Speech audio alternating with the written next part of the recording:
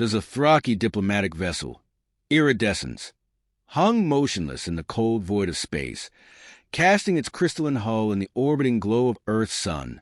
Its shape was unlike anything humans might imagine, a combination of intricate geometry and fluid organic curves, resembling a sentient gemstone stretching tendrils outward. Inside, Commander Vratal stood before the main observation panel, his four reflective eyes fixed on the green and blue or below. Earth looked serene from this distance. To the Dothraki, it was a world of extraordinary diversity, teeming with life in a way that many star systems no longer were. The consortium's purpose in initiating contact with Earth's dominant species was to foster mutual understanding and potential alliances. The Dothraki had thrived for millennia by guiding emerging species, sharing technology and knowledge to create sustainable civilizations. But as Vratal reviewed the latest reports from the surface, his tendrils stiffened with unease. What had initially seemed like an ideal mission was rapidly spiraling into chaos. "Status update, Trelix," Vratal commanded, his voice resonating through the ship's communication channels. The biologist's response came swiftly, her tone clipped. "Commander, the reconnaissance team has encountered unforeseen difficulties. The humans are highly reactive. There have been incidents of hostility." "Hostility? From such a fledgling species?" Vratal asked, surprised.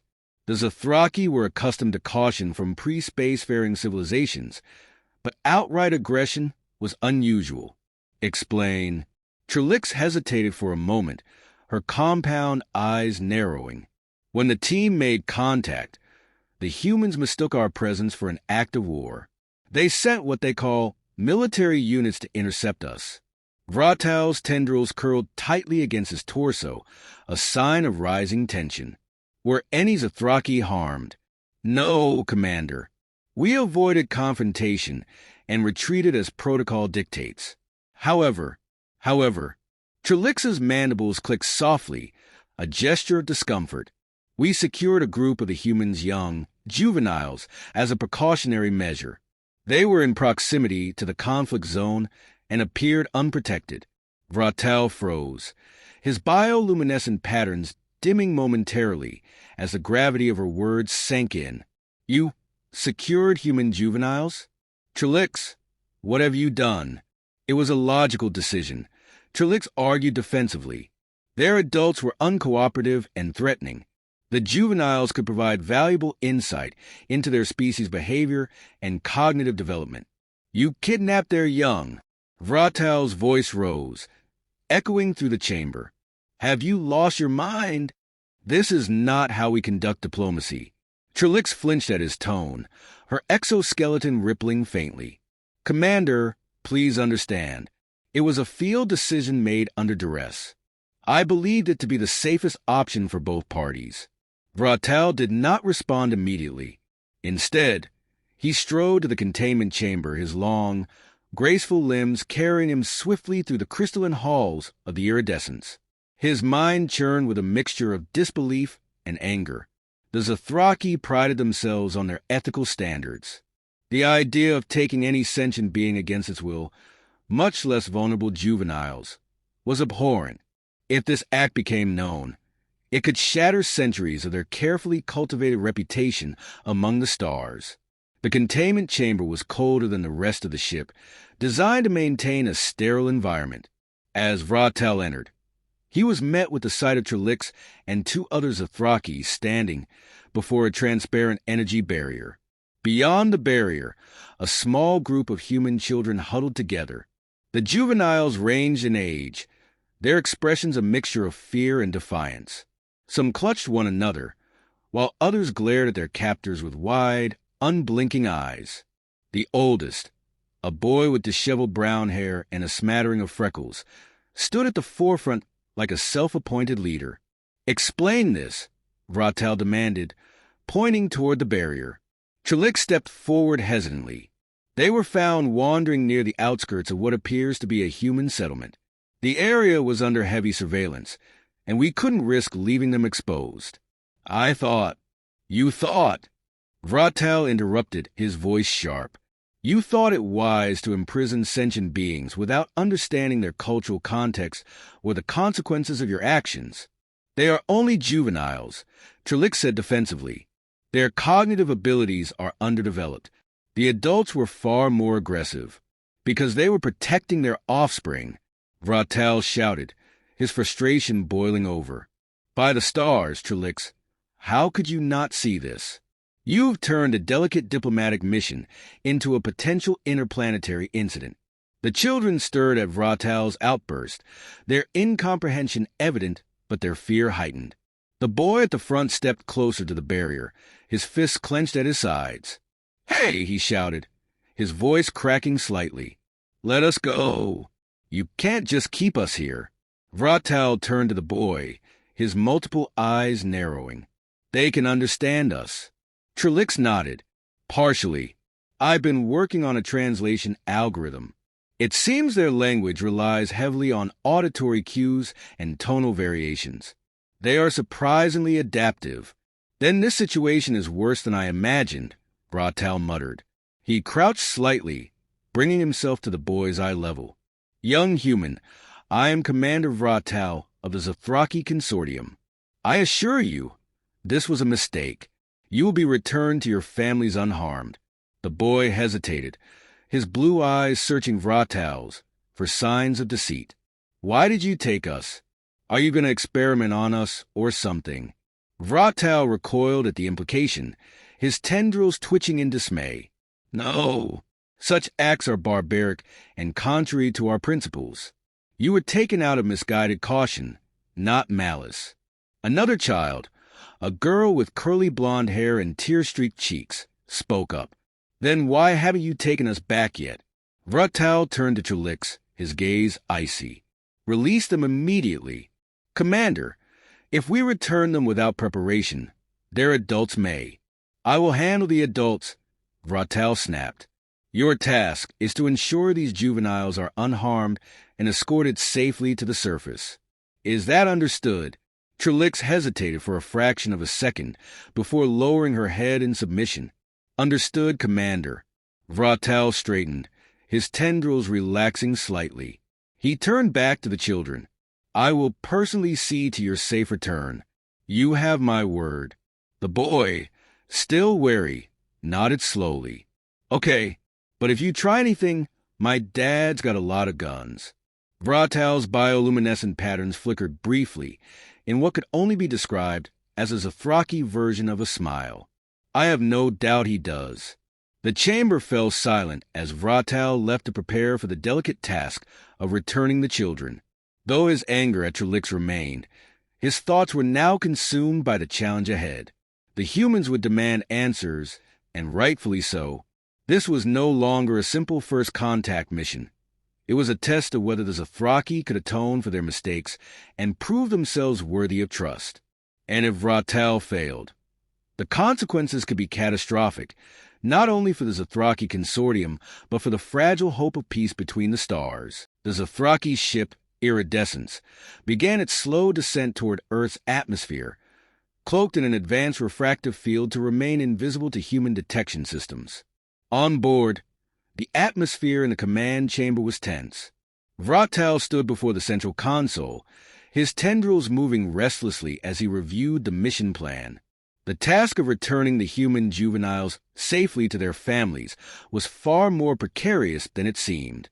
"Are the juveniles ready for transport?" Vratel asked sharply, glancing at Trelix, who stood behind him with her mandibles clicking nervously. "Yes, Commander," she replied, her tone subdued. "They have been provided nourishment and warmth. Their physical condition is stable. And their emotional condition?" Vratel shot back, his four eyes narrowing. Trelix hesitated. They remained distrustful. The older one, Max, is particularly vocal about his discontent. "Of course he is," Vratel muttered. "He is a leader among them, whether by age or temperament. He feels responsible for their safety, a natural reaction for a species as communal as humans." He paused, his tendrils curling inward in thought. "Their distrust is justified. It is up to us to repair the damage we have done. Prepare the shuttle for deployment." I will accompany them to the surface. Commander, is that wise? Trelix asked cautiously. The humans may react aggressively to your presence. They will react aggressively regardless, Vratal said with a sigh. But I will not hide from their wrath. We caused this incident. We must face the consequences. The shuttle's descent was smooth, guided by the Zathraki's advanced navigation systems. Inside the vessel, the children sat huddled together on cushioned seats, their gazes darting nervously between the alien controls and Vratal, who stood at the helm. Max was the first to break the silence. Where are you taking us? To your home, Vratal replied, his voice calm and measured. Your families are likely worried about you. How do we know you're not lying? Max challenged, his tone defiant. You don't, Vratal admitted. Trust is earned, not given. But I hope my actions will prove my sincerity. Max crossed his arms, unconvinced. Beside him, his younger sister Lily whispered, What if they really are taking us back? Maybe they're not all bad. Max glanced at her, but said nothing. He wanted to believe her, but the events of the past day had shaken his faith in anything these aliens said. The shuttle began to decelerate as it neared the drop-off point, a clearing near the edge of the children's town. Vratal had chosen the location carefully, ensuring it was secluded enough to avoid immediate detection, but close enough for the children to find their way back to their homes. As the shuttle touched down, Vratal turned to face the children. Listen carefully. When we exit this vessel, your adults may be present. They will likely be angry and frightened. I ask that you explain to them that I mean no harm. Can you do that? Max stared at him for a long moment before nodding reluctantly. We'll try. The shuttle's ramp descended, revealing the clearing bathed in the golden light of late afternoon. The air was crisp, carrying the earthy scent of pine trees. Vratal stepped out first, his translucent exoskeleton shimmering faintly in the sunlight. The children followed hesitantly, sticking close to one another as they took in their surroundings. It didn't take long for the humans to arrive. The sound of rustling leaves and hurried footsteps announced their approach. Within moments, a group of armed adults emerged from the trees, their faces a mixture of relief and fury. Max! Lily! A woman shouted, dropping her rifle and running toward the children. She swept them into a tight embrace, tears streaming down her face. I thought I'd lost you. Other parents followed suit, gathering their children and checking them for injuries. The relief was short-lived, however, as the adults' attention shifted to Vratal. What the hell is that? One man growled, raising his weapon. Vratal raised his tendrils in a gesture of surrender, his posture non-threatening. Humans, I am Commander Vratal of the Zathraki Consortium. I have returned your juveniles safely. I deeply regret the circumstances that led to their removal. Regret? The man snapped, his voice dripping with anger. You kidnapped our kids. You think an apology is gonna cut it. The woman who had embraced Max stepped between the armed man and Vratal. Her name was Sarah, and she was known in the community for her level-headedness. Hold on, Jim. Let's hear him out. Jim scowled, but lowered his weapon slightly. Fine. Talk. But if you try anything, you're toast. Vratal inclined his head. Your anger is justified. This incident occurred due to a grave misunderstanding. My people meant no harm, but in our ignorance, we acted rashly. I take full responsibility for this failure. Why did you take them in the first place? Sarah demanded, her voice trembling. What could you possibly want with children? They were near a conflict zone during our initial contact, Vratal explained. We believed their safety was at risk and sought to protect them. It was a misjudgment on our part, one I deeply regret. Max stepped forward, surprising everyone.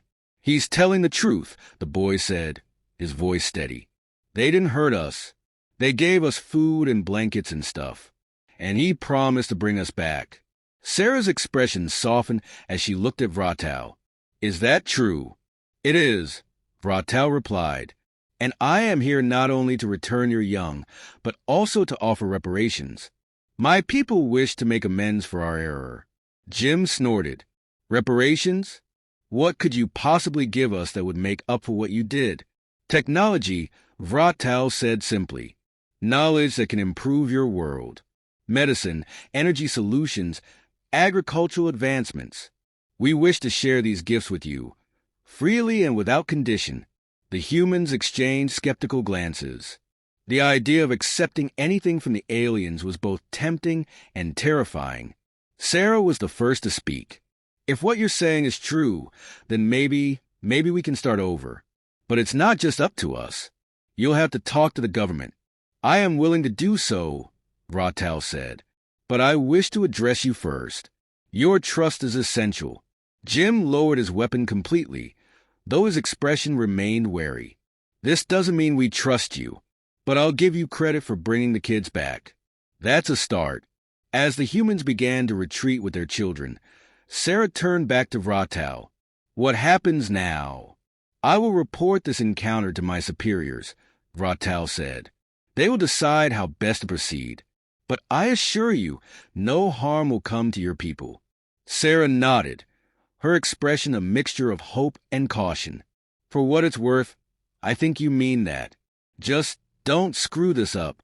Vratal watched as the humans disappeared into the forest, their voices fading into the distance. For the first time since the mission began, he allowed himself a moment of relief. The worst had been avoided, for now. Returning to the shuttle, Vratal's thoughts turned to the future. This incident had exposed the challenges of interspecies diplomacy, but it had also revealed the resilience and potential of humanity. If trust could be built from this rocky beginning, perhaps the humans and Zothraki could forge a partnership that would benefit them both. The path forward would not be easy, but Vratal was determined to see it through. The Zothraki vessel Iridescence remained in low orbit above Earth, its crystalline structure blending seamlessly into the void of space.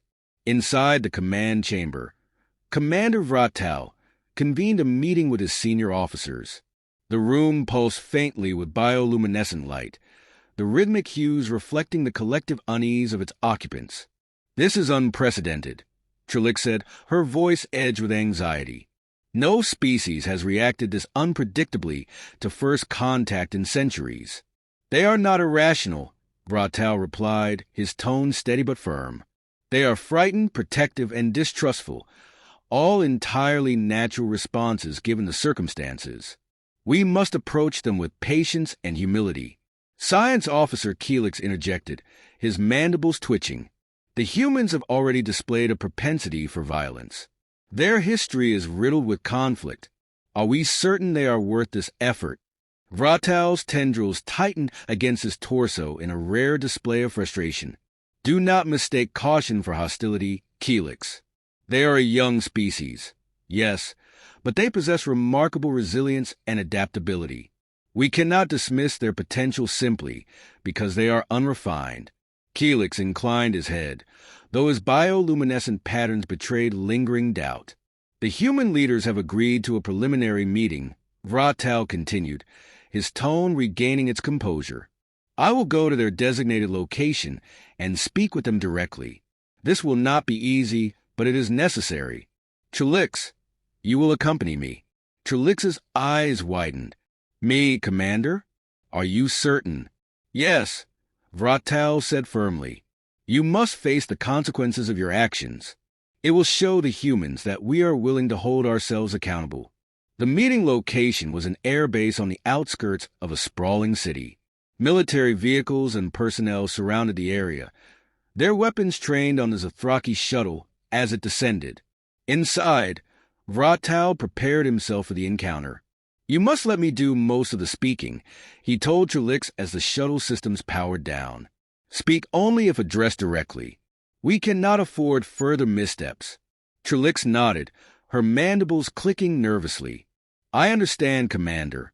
The shuttle door opened with a hiss, and the two Zothraki emerged into the open air.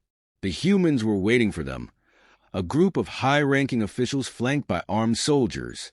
At their forefront was a woman in a dark suit, her expression unreadable. I am Commander Vratal of the Zothraki Consortium, Vratal said, inclining his head in greeting. Thank you for agreeing to this meeting. The woman stepped forward. I'm Secretary Elaine Carter, representing the United Nations. You've put us in a difficult position, Commander. I am aware, Vratel replied. I take full responsibility for the events that have transpired. I am here to offer an explanation and, if possible, a path forward. Carter studied him for a moment before nodding. You have 5 minutes. Speak. Vratel began, his voice measured and deliberate. He explained the Zothraki mission of peaceful exploration and their long-standing practice of guiding emerging civilizations. He acknowledged the grave mistake of taking the human juveniles, emphasizing that it was done out of a misguided desire to ensure their safety. We understand the magnitude of our error, Vratel concluded. It was an act of ignorance, not malice. We wish to make amends and build trust between our peoples.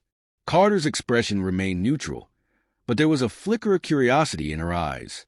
And how exactly do you propose to make amends? We offer knowledge and technology that can address some of the challenges your species faces: disease, energy shortages, environmental degradation.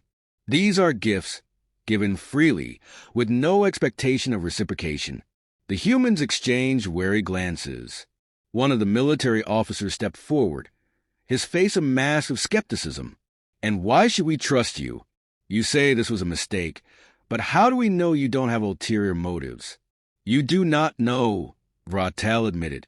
Trust must be earned, and that will take time. I can only ask that you judge us by our actions moving forward, not our missteps of the past. Carter held up a hand, silencing the officer. If what you're offering is genuine, it could be transformative for humanity. But there's a lot of fear to overcome. People will demand assurances. You may dictate the terms of our cooperation, Vratel said. We will adhere to them without question. Transparency will be our guiding principle. Carter nodded slowly. This is a start. But understand this, Commander. Any further incidents like the one with the children and all talks are off. Understood, Vratel said. The meeting concluded with tentative agreements. The Zothraki would provide a demonstration of their technology in a controlled environment, overseen by human scientists. In return, the humans would allow the Zothraki to establish a temporary base of operations on the moon, where further diplomatic efforts could take place. As Vratel and Trelix returned to the shuttle, the weight of the encounter pressed heavily on them. Do you think they'll keep their word? Trelix asked, her voice hesitant. I believe they will try, Vratel said. But trust is a fragile thing. We must be prepared for setbacks. The first demonstration took place 2 weeks later in a secure facility on Earth. The Zothraki showcased a bioengineered material that could purify water at an unprecedented scale, offering a solution to global water shortages. The human scientists were astonished, and the demonstration was broadcast worldwide. Public opinion began to shift, while skepticism remained. There was growing curiosity and hope about what the Zothraki could offer. For the first time, the possibility of genuine cooperation seemed within reach. Max and his family were among those watching the broadcast. The boy had struggled to process his experience aboard the iridescence, but seeing Vratel on the screen, speaking earnestly to humanity, stirred something in him. Do you think they really want to help us? Lily asked, her voice tinged with wonder. Max hesitated before nodding. Yeah, I think they do. Back aboard the iridescence, Vratel received reports of the humans' reaction to the demonstration. The news was encouraging, but he remained cautious. Commander, Trelix said, approaching him, I wish to formally apologize for my actions. I endangered our mission and compromised our principles. I am sorry. Vratel regarded her silently for a moment before responding. Your actions were reckless, Trelix, but your remorse is genuine. Learn from this. Let it guide you in future interactions with the humans. I will, Trelix said, her bioluminescent patterns shifting to hues of gratitude. As weeks turned into months, the tentative alliance between humans and Zothraki began to solidify. Joint projects were launched to address global challenges, and cultural exchanges revealed surprising similarities between the two species. But challenges remained. Fear and distrust lingered among factions of humanity, and the Dothraki faced pressure from their own leaders to withdraw if the situation grew too volatile. For Vratal, the mission was far from over, yet as he gazed at Earth from the observation deck, its vibrant colors shimmering in the vastness of space, he felt a flicker of hope. Perhaps, just perhaps, the bridge they were building could withstand the storms ahead.